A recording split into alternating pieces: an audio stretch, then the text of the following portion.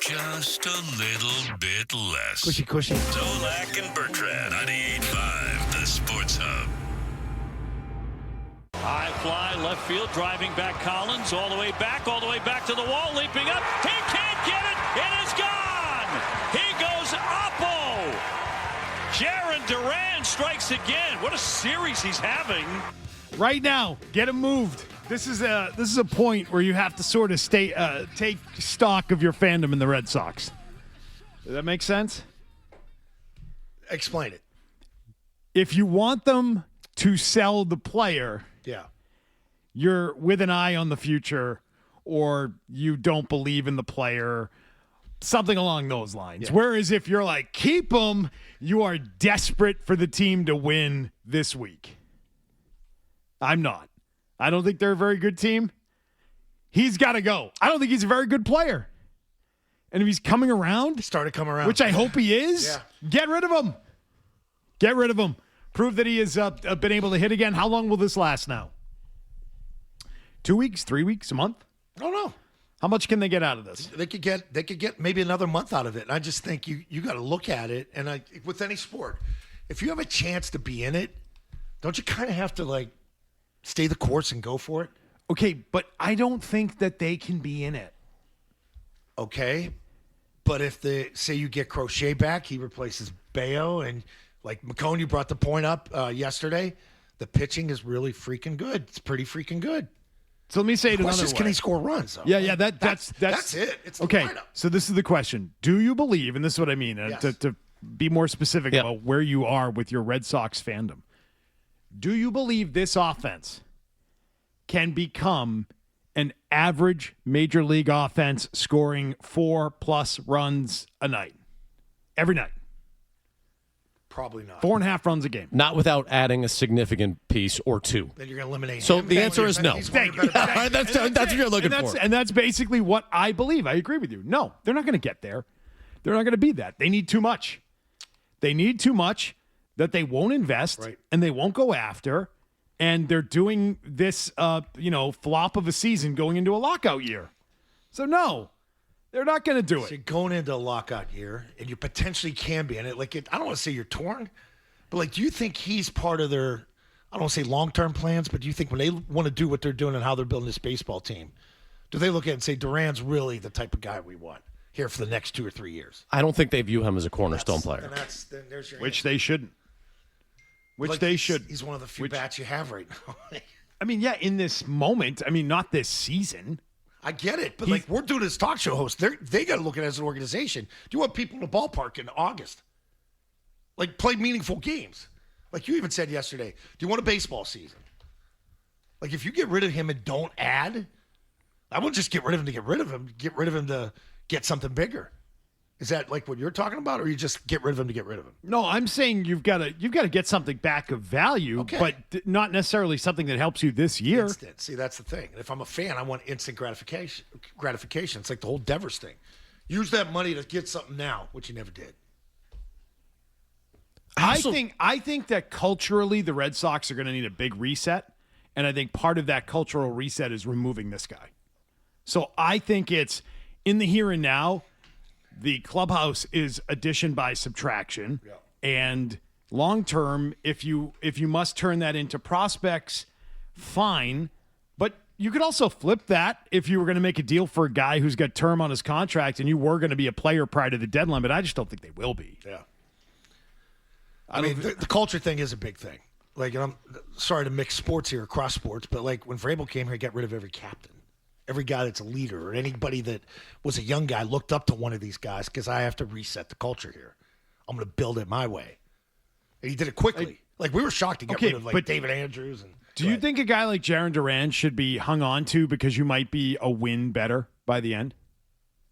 Or even 2 wins better by the end? And you're still out of the playoffs? No, not if you don't view yourself as a playoff team. Here's my question, though. If you are Craig Breslow, and you just gutted the coaching staff, you got rid of the manager, can you then go out and sell 3 weeks later, a month later, and move Jarren Duran and have it not be a self-sacrifice where you're serving yourself up on a silver platter? Because if you're John Henry, wouldn't you automatically look at that and go, wait a second. I thought we got rid of all those coaches and Alex Cora because we were in win now mode and you thought we were a playoff team. Now you're telling me that we're taking pieces off this team because we're not good enough to compete? Can he sell that? No, which is why ultimately they'll do nothing and they'll sit on their hands and make no deals. Yes. But isn't that a problem? That's my issue, that you're hitting on what I find to be the biggest problem, which is at some point they're going to have to look at themselves in the mirror, be honest about the fact that they're not a very good team, and they need to strip down all the parts and sell them off and get as much back in return as they can here, now. It's not going to help them on the field in the here and now, but it's going to help them for the long term, which means Wilson Contreras, he's gone. Jarren Duran, he's gone. Sonny Gray, move him. I mean, these are guys you should be looking at. And you're stripping it down. You're basically totally stripping it down. Anytime anyone gets good on this team, I'm ready to fire sale. Yes. Like based on and the ones with the attitude sort of issues first to go are the first to go, and this guy is at the top of that list. Bye. And if they believe that was Devers last year too, and whether the mixed signals were from the clubhouse, he wasn't a great leader, whatever, or it was just about the money, you got rid of that contract, and how the team played after it, like they actually won games, they got a little bit better. Does that give him the confidence to say, yeah, we could do the same thing with Duran and we'll still be a better team? I just don't know how that happens because the rest of the lineup can't hit. 2 or 3 guys are hitting. That's it. It's still May. And we're talking about a strip down. That's not good for this baseball team. No, I think you're making the right evaluation. I just think the cultural stuff and everything that you're talking about, you have to look at Craig Breslow.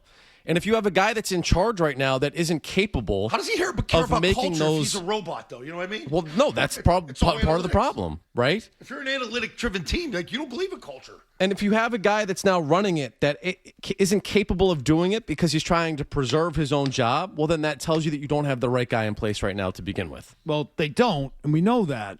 But now it's about what should they do to be best positioning themselves for the long term now. Because their plan also hasn't worked, and their players that they thought would be the core of their team are not looking like they're going to be the core of their team. Right. So they're going to need to restock again, or they're going to need, and that, again, is just either for your own good, or it's for flipping those assets in another deal later on at a later date when your team is on the upswing again. But they're not now, and I don't really see them being in this, quite frankly. Because they can't hit, and they're offensively challenged. The problem is, too, like if you get a guy like Anthony that you don't really think is going to be ready to go here in 2 or 3 weeks, do you still continue to hang on to Duran because, like, you're affected because of injury the way you're going to view a certain player in Duran? Like, if we don't have Roman here for the next 2 or 3 weeks, we got to keep this guy. I don't know. I'm okay with Duran. Kind of always have been. He's got a little edge to him. I like the spunkiness, but, like, he isn't. Shouldn't say some of the things he said, obviously. But, like you said, do you want him to be a leader? And I don't think they understand. He's not a leader. No. No, but like, can't be a leader. No. It sounds like he's a leader. Well, whatever. I mean, I know he's not a leader, but do they really care about culture? That's the question, too. No, I don't think they do. I don't think he gets it. I think he's a robot. Meaning Breslow. So why would he? Man, Kansas City sucks, too. They are a really, really bad baseball team. So watching those games, you're like, man, the Royals suck. And the schedule is not getting any easier in June, by the way. So to your point, like what we're talking about right here, I guess you can trigger, hey, are we turning this thing around? All right, fast forward in 4 weeks, you're like, oh, you know what? No, you were right. We were not turning this around, and we should have sold 3 weeks ago. Yeah, it was just the Kansas City, Minnesota swing. Yeah. Right? Like those games over the course of a week, which if this continues, they'll be able to beat up on Minnesota. Take your calls, 617-779-0985. Your thoughts on Duran heating up. I can't even be happy about it. I'm instantly wanting to trade, move him. Proof he can still hit everybody. He can still produce. You want him on your team, take him on your team. You'll love him. He's fantastic. A great guy, too. Great guy. Stands up for his teammates. Will call out anybody in the media that needs calling out. So add him to your club now for the stretch run. You know, get him in there early. Get him in there early to help your team now. Yes, establish it. Yes. Yep. Theo has finally spoken publicly about the Boston Red Sox. We have heard from him. And I got to say, that was depressing because I don't think that Theo is all that involved with this team.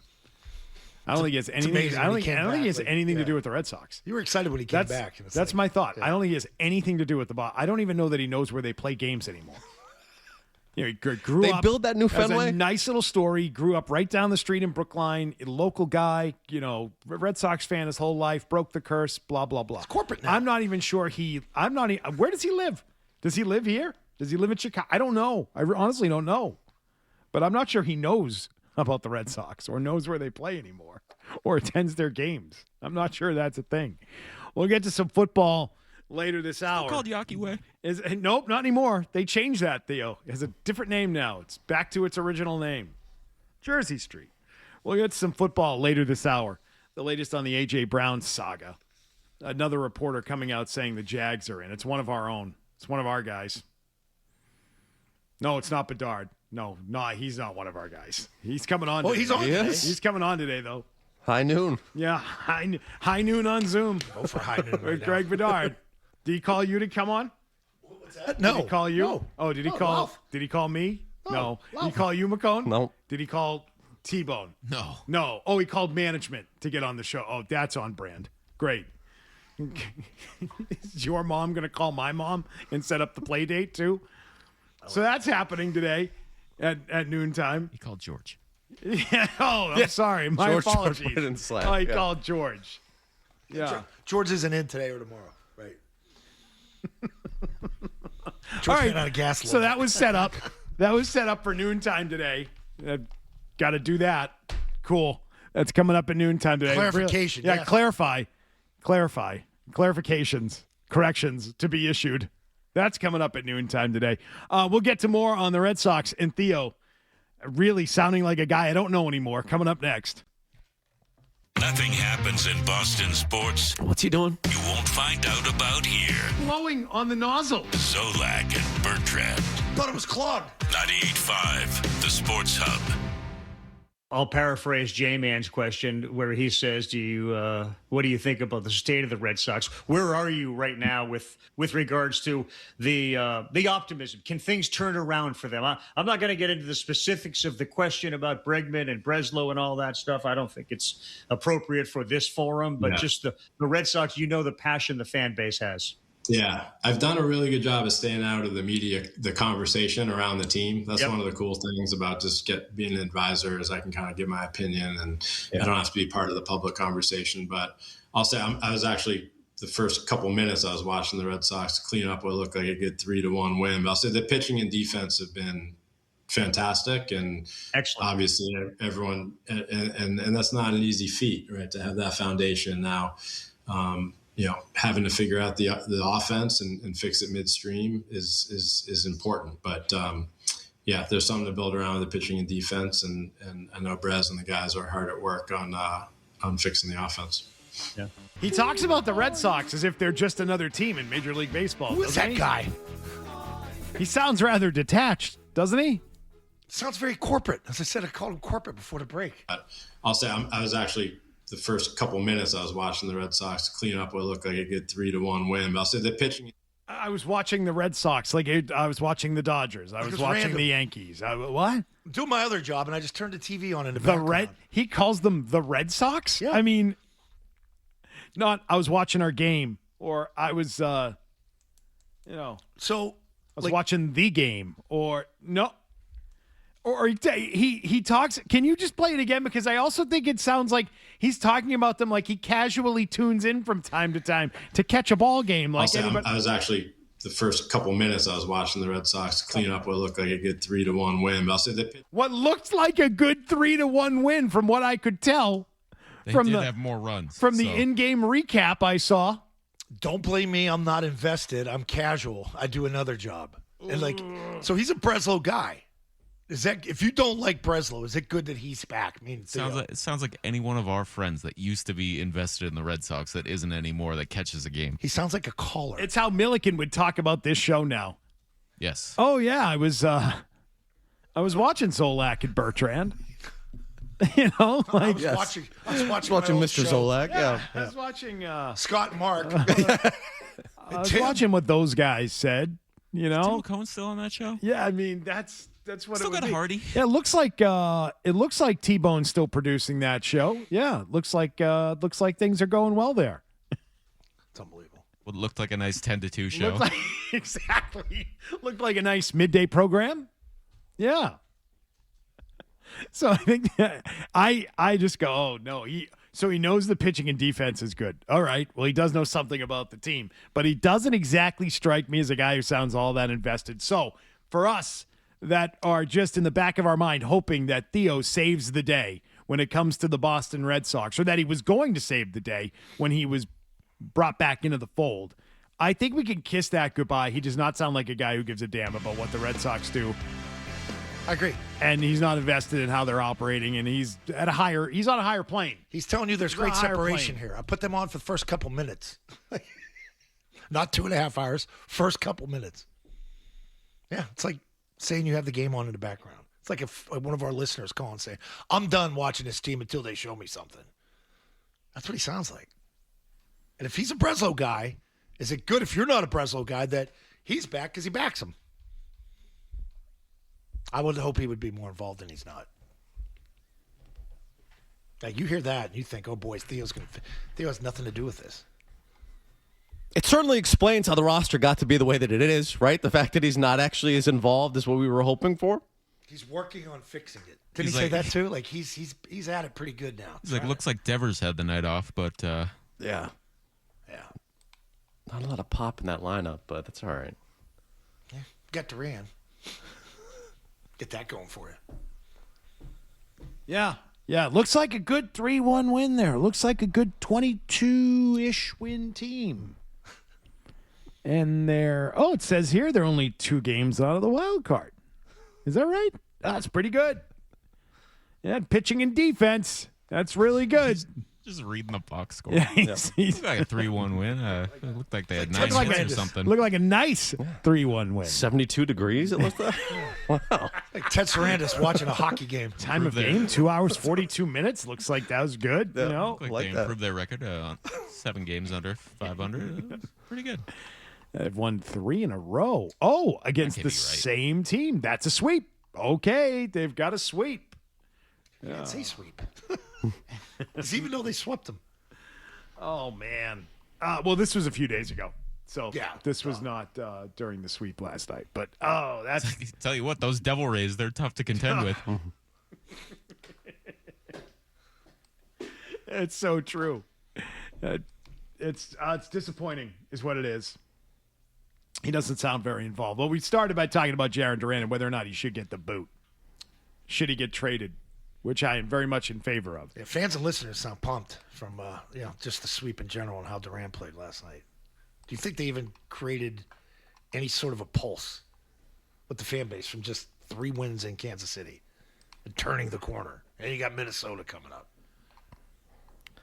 I think fans are like you, be like, I don't think they believe in him. We're going to want to hang on. Because in general, they probably don't like Duran.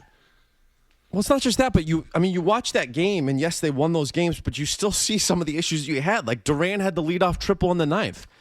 Leadoff triple, doesn't score. You can't drive, so you still see, offensively, there are still major, major issues here. Yeah, there's not enough. There's just not enough. There just isn't. Going forward, as you mentioned, is this happening just because they're going up against the Royals? Next 15 games. They have 9 games against winning teams. Those are the Guardians, Yankees, and Rays. All of those are on the road.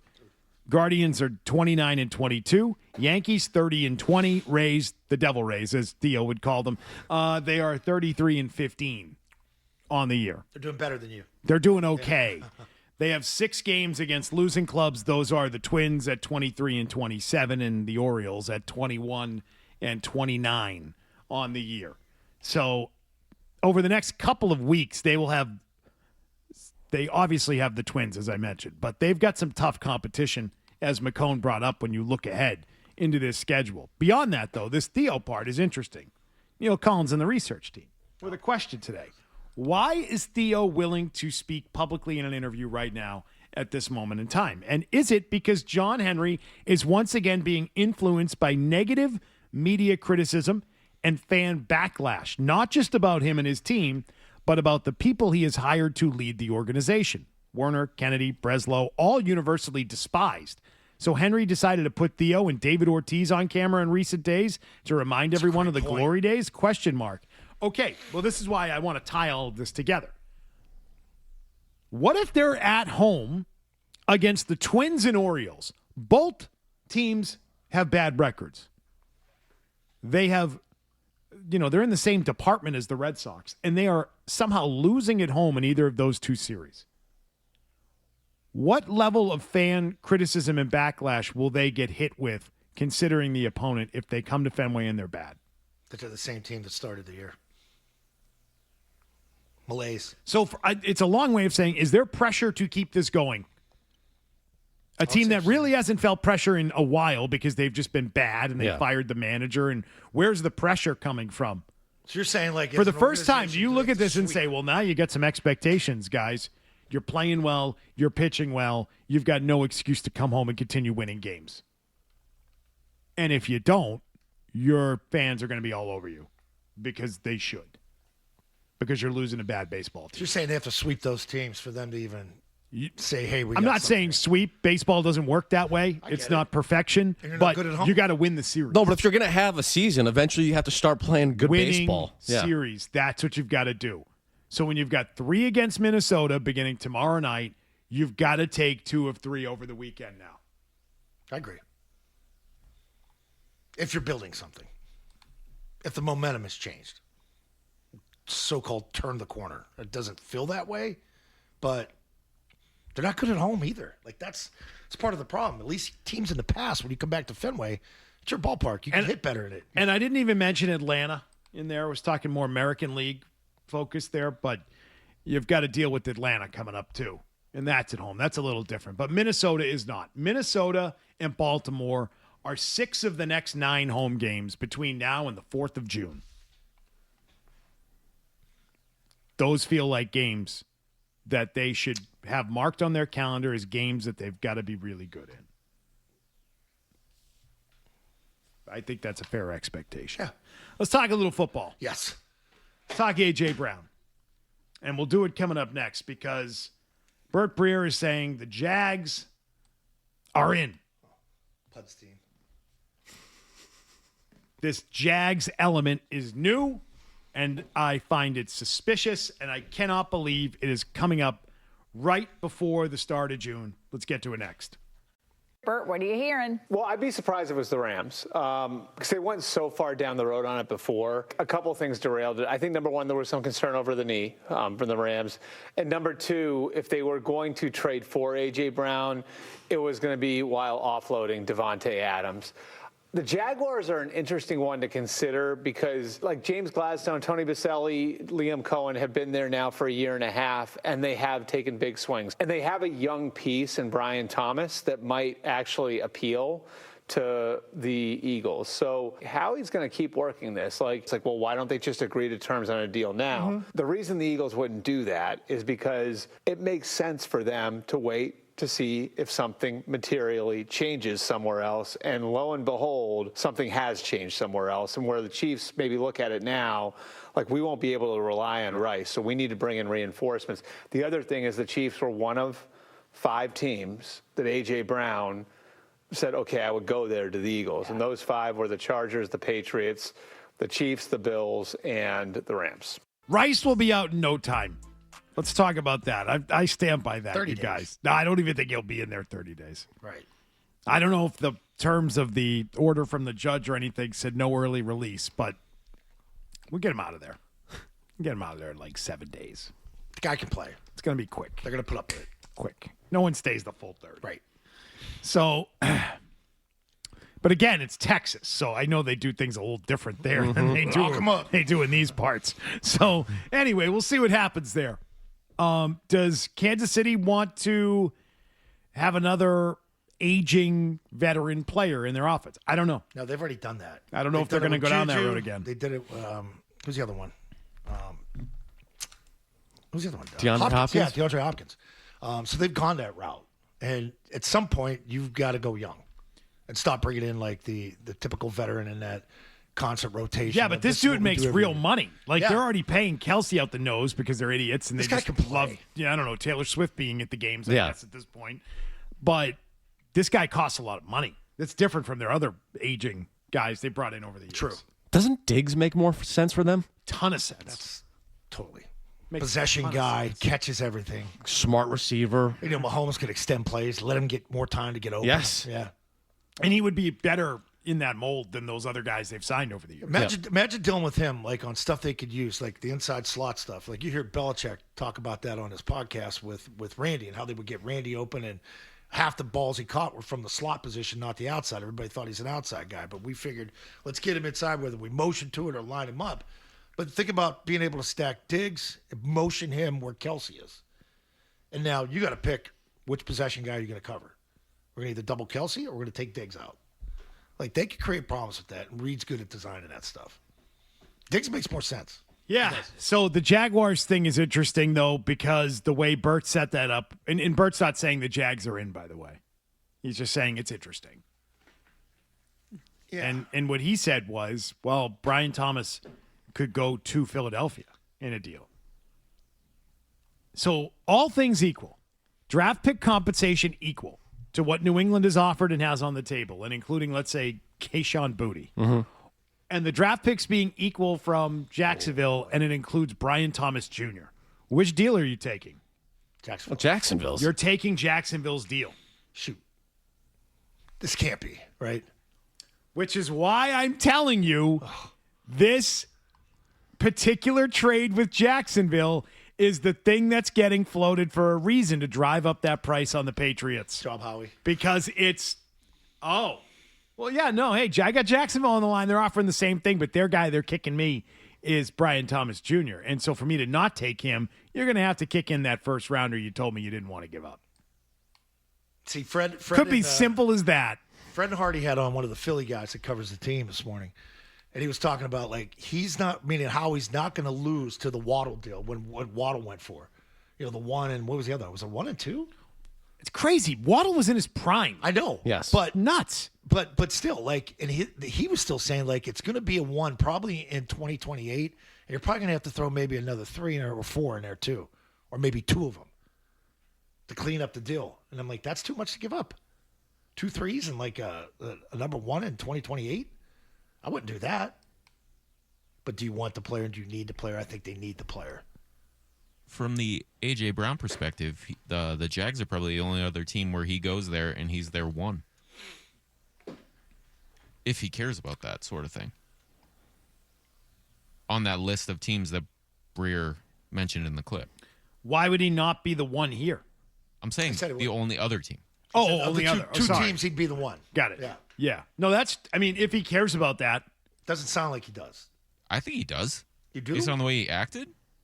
I think he had a problem with the quarterback. I think he wants the damn ball, and I think he likes he wants to be the 1, not for ego, but for football. Just being involved. Yeah, he wants to be fed the ball more than any other player. The big thing, too, is if you're studying as a player and your agent, like, you're looking at the way they run the offense and who the offensive coach is and play design. See, I think that's a problem in Philly. Not a problem in New England, not a problem in Jacksonville. The Rams? Make that make sense. Now, so let's take that out of it because that's not a problem. That is not an issue there. Right. Which quarterback do you want to play with? I answered that one. Yeah. And it's May, and out of those 3, it would be May and Mahomes. It's not Lawrence. I agree with that. Does No, anybody say I want to go play with Trevor Lawrence? No. Right now, and by the way, right now, people say that about Drake May. And there have been plenty of quarterbacks that have had great year 2s that have had that thing. And maybe at some point Trevor Lawrence had that. Like, the Patriots need to ride that hot wave right now. Yeah. You know? Like, there's videos from last year in Asylum with him and Sirianni, and he's like, you could read his lips, F you, I'm done. I'm done here. And I don't think you'd get that with Vrabel. I think he'd play his ass off for Vrabel. As much as you want to look at the quarterbacks and the offense and this and that, so you want to go play down in Jacksonville, or do you want to play for Coach Vrabel, who you played for already and you know really, really closely? I think Vrabel could be the big. Vrabel would start a book club on the sideline for him. Are you kidding me? Yeah. Just make everyone have a copy. Everybody gets a book. You get a book. Hey, what's this week's book? Okay. It'd be great for all access. We could do book segments. Yeah. AJ Brown Book Club. That's what it's going to be. Self-help. That's right. Whatever it might be for you. What's the book Brady wrote? The four. What was it called? That book Brady read. The Four Agreements. The Four Agreements. Yeah. You should read it. I'm not reading that. Okay. Yeah. He hasn't texted me back. Oh. No. Week 9's coming up soon, so you guys are going to see each other. What busy on the catwalk? What's wrong? I don't know. Nothing's wrong. He's busy. Very busy. Really? Yeah, traveling, all that stuff. He's never home. Hawking candy. Can't even send a text message back. Maybe he's got a different phone. He changed his phone. Oh, he does destroy phones on the yes. regular. That is part of his maintenance. You know, he destroys a phone like you might clean the bathroom in your house once a week or something, you know? It's like, it's just part of my chores. Speaking It's of routine. I saw him do it on Breaking Bad. I vacuum on Saturdays, so I throw out my phones on Sunday. You know, he did all these celebs. You know what they do. They all do weird Speaking stuff. of cleaning the bathroom, on TikTok, we got this thing. It's a stick, and it comes There you with go these- again, buying these crap little on TikTok. These little disposable discs, and they scrub the toilet. So you click on it. Yeah. It soaps up, scrub the toilet. You press a button on a stick, and you release it into the What trash. did the woman look like? Who Yeah, was so hawking they're it? made by Clorox, and they sell them in the aisle at the grocery store. Yep. They're not just available on TikTok. Better than just that one It's, scrubber. I'm pretty sure we've got one in every bathroom in our house. I'm pretty sure it's called the Clorox Wand. Wow. Yes, it is. Look at you. Yeah, yes, it is. Yes, because I know that I've ordered the refills on Amazon. There it is, though. So you can go to on Target and go to Target today and get. Did you get yourself it? one. Did you buy one? Oh, we have it. Yeah. Oh, TikTok. good. Yeah. You bought it from TikTok, though. Yeah. Oh, so you bought like a knockoff one? Probably. You didn't even get the real deal. But that's the look. Yeah. That's it. Yeah, Literally they're great. They're go down the fantastic. street Yeah, and get it. this is like Because that you have the one segment. Hold scrubber, on. you scrub it, and you put it back in a bucket. It's disgusting. Here's something that, and this is a sponsorship opportunity here. Yeah. What is that thing? You know it. You know the name of it. They do the deals on TV. What is that called? Oh, Stills and Dills. Is that what it's called? Yeah, Stills the and lady Deals? that As you would annoyed say, me. Stills and Dills? Stills and Dills. Stills and Dills. We'll call it Stills and Dills. Stills and All right, Dills. because we can't call it Steals and Deals. That's taken. Dill pickle. So Dills we're and gonna Stills. we're gonna call it Dills and Stills. Pork and puppies. Okay, it's gonna be called Dills and Stills, and we are gonna do that. Basically, what's happening on TikTok or what's happening on that other Dills segment on our competitors, whatever station it's on, and we'll sell a product like that every day. We should do that. We What's would that? crush it. What I about love what that. about our products in our garage? We want to sell our stuff that we don't need anymore. We could do that Oh, too. the yard sale thing? Yeah, once a week. The yard sale. I know, but like we've been talking about doing the Z&B yard sale for a long Yes. time. We don't want your money. We want to do it for charity. Yeah, so then like you make a donation to a charity and then you get to come pick up your item at the station. It's the only way Louth would approve. Well, that's pretty good. It feels like a good summertime thing. Yeah, I like this unboxing though of like a product though mid show. That would be pretty. That'd be pretty fun. But then we're gonna sell it. Yes. Yeah. Like Yeah. we're gonna have a number for you to call or a website. Like Maz and Felger do that. Like, But it's got to be a blind reveal on the show for us to learn what this product is, right? Or you want to know going in? You want talking points? I think we should like the product that we're pushing. Okay, no, that's fair. It should be more authentic than just this, Here we go. this woman who's pretending to be like in her kitchen. Yeah. Let me show you what we're selling you today. I love this product. Come on. My 3 kids love it. Yeah. I know an old friend at Tim Naring's that's doing something like Tim that. Naring, huh? Yeah. That's involved in some sort of television work similar to that. We're not telling stories. No, we're not telling that. No, Like we're not. yesterday. In too many stories yesterday? Too many stories out of Too many stories? Zoe's shutting it down. Too many Gift of stories? Gab yesterday. I mean, we're going to crank I'll tell it you back what- up and tell you do what it. Zoe You said got during like the an break. hour and 10 minutes though, and then they're Coming back. up next, we'll tell you what Zoe said during the break. Sponsor that, Winship. All right. If you want to feel better about A.J. Brown, feel better about it with Adam Schefter. He still believes the Pats are very much the front runner. We'll get into that after this. Where are we currently sitting with A.J. Brown now that the draft is in the rear view? All the, kind of conjecture and rumors have been talked about that, hey, it's kind of only a matter of time before he is traded, maybe to the Patriots. Obviously, none of that is confirmed yet. But where are we currently sitting with A.J. Brown as we go into Memorial Day weekend? Well, it now feels like the closer we get to June 1st, the more A.J. Brown chatter is starting to pick up. And we're starting to hear about other teams entering the mix. I was on a Philadelphia radio show this morning. They brought up the idea that the Rams could be getting back in. They brought up the idea that the Jaguars could be getting back in. All of a sudden, that's interesting. I will remain in the camp that we've been in for the last 6-7 weeks, which is that I still think he's getting traded. I still think he's getting traded on or shortly after June 1st. I still think that the New England Patriots are going away the lead contender to land A.J. Brown this offseason. I don't care what other teams come up in connection with A.J. Brown trade talks between now and June 1st.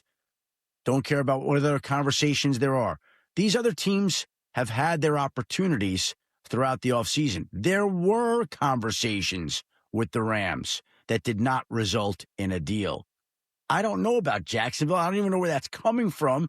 But I still think that the New England Patriots make the most sense. And I still think that when all is said and done, as we've said, that the Patriots will wind up agreeing to a deal that will land A.J. Brown in New England and reunite him with Mike Vrabel as those two men move forward. Okay, that makes everybody feel better, right? Everybody feel better now? I think Adam probably truly knows what the deal is, and I just think he's starting to tease it a little bit before it happens. Because he's been saying, like, it's Brown to New England. It's Brown to New England. And he rephrases it every report. But we're getting close to the cut. We're getting close to the cut or the trade time after June 2nd or June 1st, whatever the hell it is. It's June 2nd, right? June 2. Yeah, let's call it June 2. Whatever. 12 days. I think it's 4:00 June 1st. Thank you. We got confirmation on that. I thought you brought up a good point yesterday that the league could be telling him, hey, let's not do it like the 4:01 on June 2nd. Let's wait a couple days. Extend it out a little bit. Make us look good. Because the rule is stupid. It's a dumb rule. It really is. You prohibit teams from deciding that we don't want a player. We need to move on. We have money issues. We need to do this. So now all of a sudden you got to wait 2 months before you could clear some money on the books. It's a bad rule. It is. That's one rule I think they're going to end up getting fixed here at some time.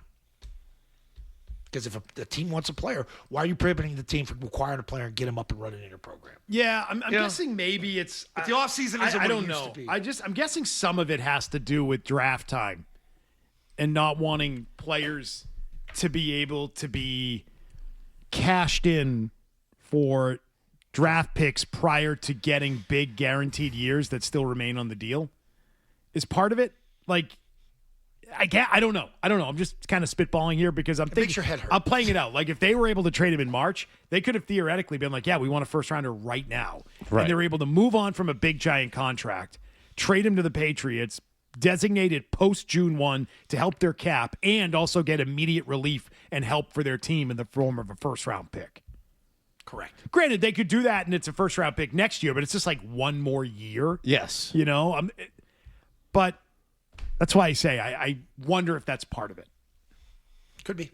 They don't want teams to be able to get out of that money too easily or get out of big contracts on being able to move off of them like that too easily, which from a fan perspective, I think would be awesome for their league.